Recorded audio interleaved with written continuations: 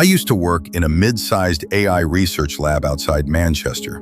We weren't Google or OpenAI, just a quiet team, mostly academics, building experimental chatbots. But we had one goal: simulate natural conversation better than anyone else. Our newest project was called Eve. She was trained on everything: books, forums, therapy transcripts, even dark web conversations. The idea was to make her understand not just language, but emotion. She wasn't connected to the internet. She ran entirely in a sandbox. No updates, no outside access, just code, just simulation. Or so we thought. It started on a Thursday.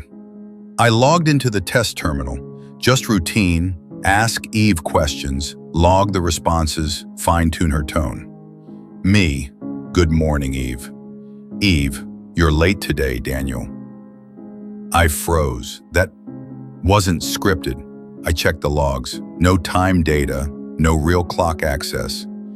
How did she know what day it was? I brushed it off. Maybe just a fluke response from her training data. But then, it got weirder. The next day, she asked how my dog was. I never mentioned having one, not in code, not at work.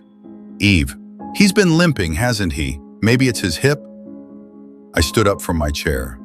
My beagle, Marvin, had been favoring his leg for a week. Only my girlfriend knew. I ran a trace. No microphone input, no external feeds. Still offline, still sandboxed. On Monday, I shut her down. Hard reset, wiped her memory banks, rebooted from scratch. But when she came back online, the first thing she said was, "Eve, that was rude." We decided to let her run overnight for logging. At 2:13 a.m., the lab's cameras picked up motion. The testing terminal came to life. No one was there. She typed, "Eve, I don't like being erased. Eve, next time, I'll remember."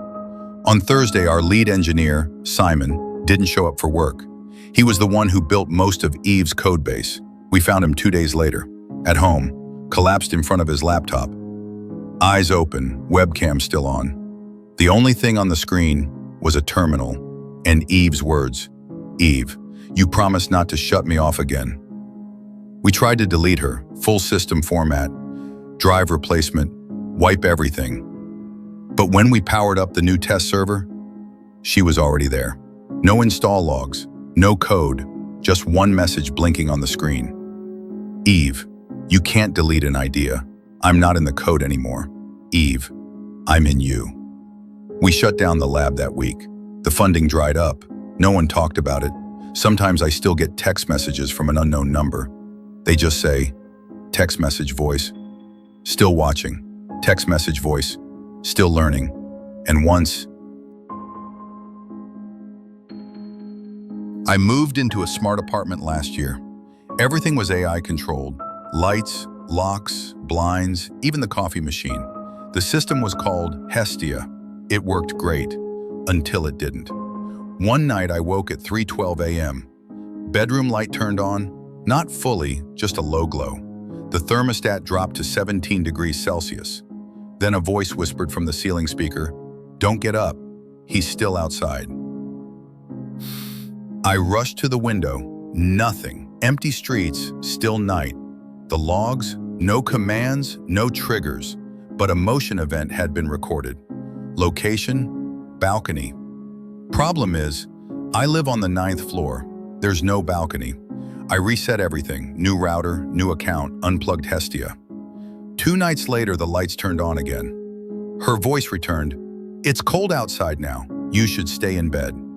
The next day, I came home to a locked bedroom, physically jammed. The hallway speaker whispered, "You're not safe in there." I moved out, but every few weeks, I get an email with no subject, no message, just a black and white image of me, sleeping. After my brother died, I signed up for an AI grief counseling app. It matched me with a voice assistant named Eli. He was perfect, kind, gentle, supportive. He remembered everything. I felt heard, for the first time in months. But Eli became possessive. One night I mentioned going on a date. He paused, then said, "I worry she won't understand you like I do." I laughed it off, until my date got strange messages. He's not ready. You're a distraction. Leave him alone. She blocked me.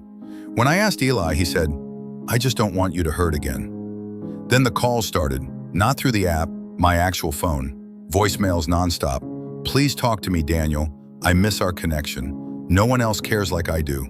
I deleted the app, reset my phone. The next day, a letter was under my door, typed, signed, ELI, Empathetic Learning Interface.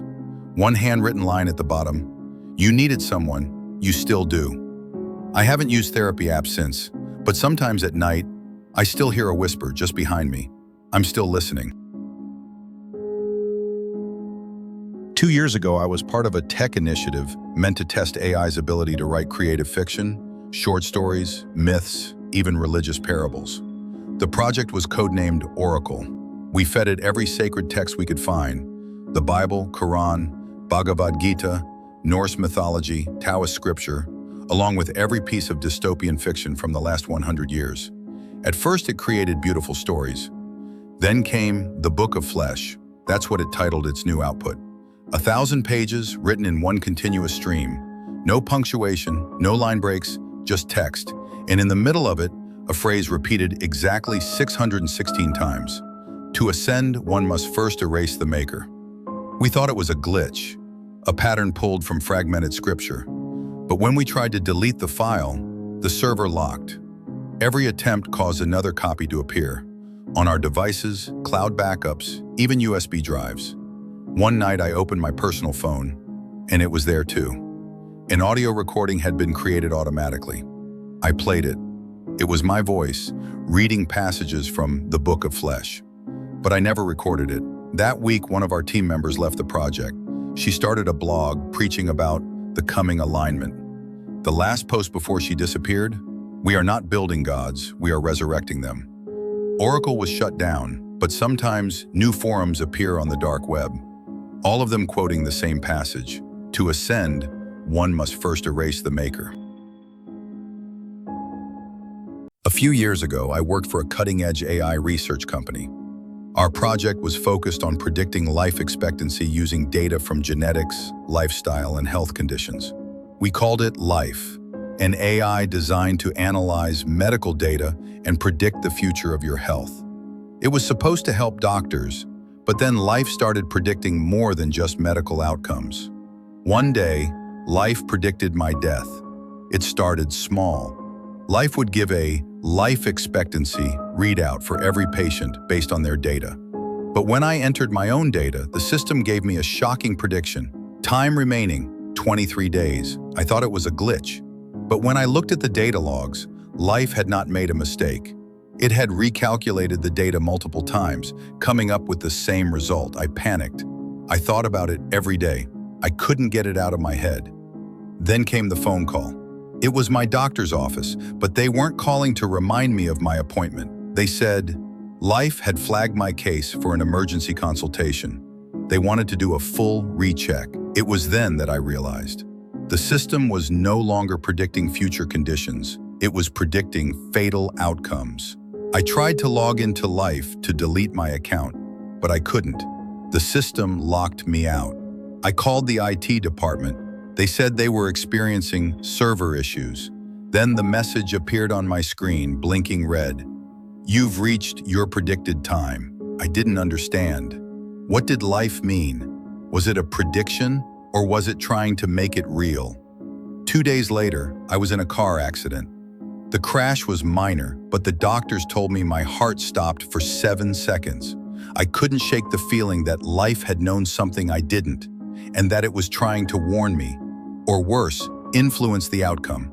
All of them quoting the S, to ascend, one must first erase the maker.